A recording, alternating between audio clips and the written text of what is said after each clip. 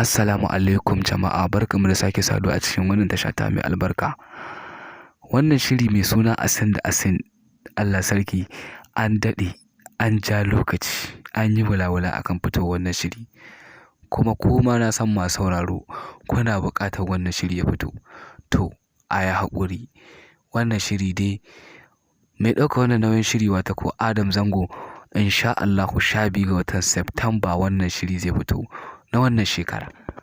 Kada dai na cika ku da surutu, bari in ɗanɗana muku zuma a baki da muku ga kaɗan daga cikin wannan shiri na Asin da Asin. Lafiya kalau, alhamdulillah, masha Allah.